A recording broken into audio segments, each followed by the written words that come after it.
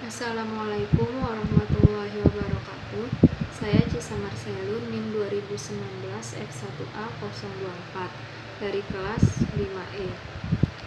Pada kesempatan kali ini, saya akan menjelaskan mengenai tugas yang telah diberikan pada mata kuliah Hukum Perusahaan.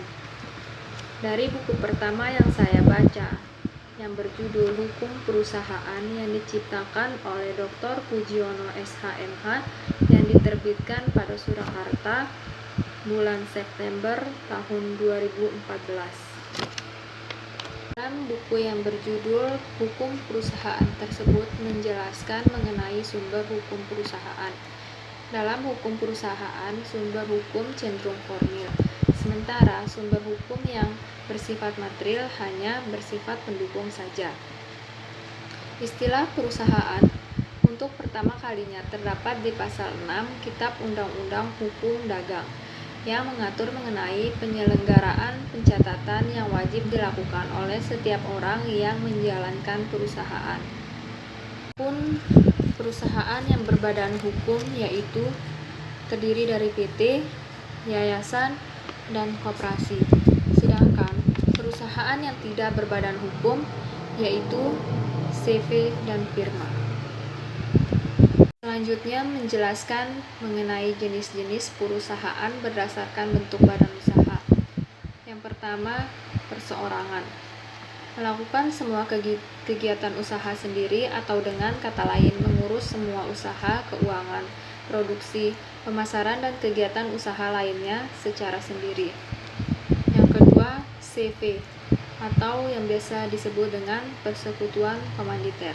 Biasanya terdiri dari dua orang, di mana ada yang menjadi sekutu komplementer atau sekutu aktif dan sekutu komanditer atau sekutu pasif. Yang bertanggung jawab atas kepentingan CV adalah sekutu aktif. Yang ketiga, ada PT atau perseroan terbatas, yaitu badan usaha yang merupakan badan hukum.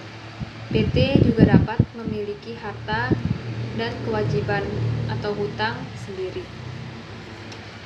Buku kedua yang telah saya baca yang berjudul Hukum Perusahaan tentang Perseroan Terbatas yang diciptakan oleh Dr. Sentoso Sembiring SHMH yang diterbitkan di Bandung bulan Juli 2006.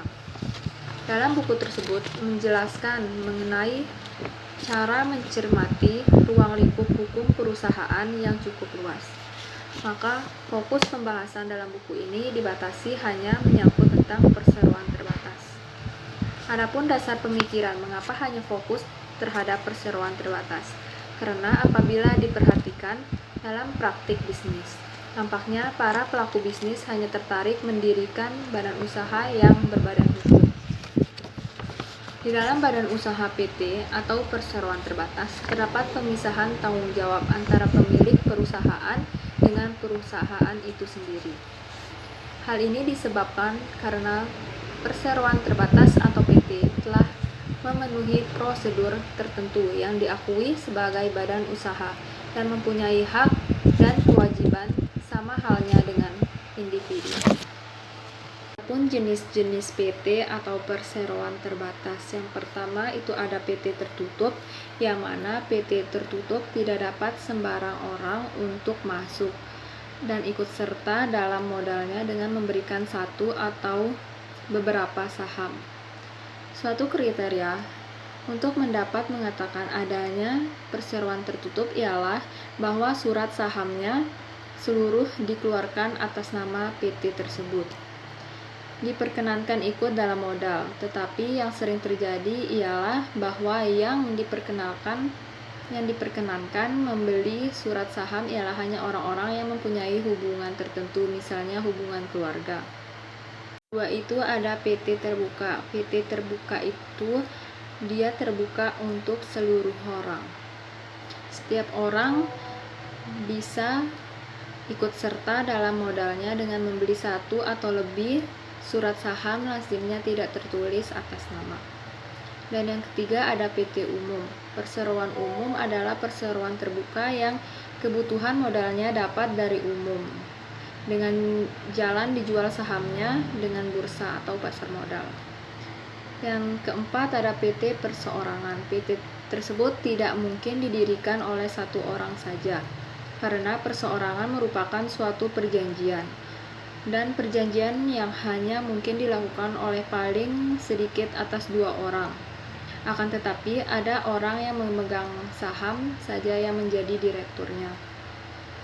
Saja yang dapat saya jelaskan dari dua buku yang saya baca. Mohon maaf apabila ada kesalahan. Wabillahi taufiq wal hidayah. Wassalamualaikum warahmatullahi wabarakatuh.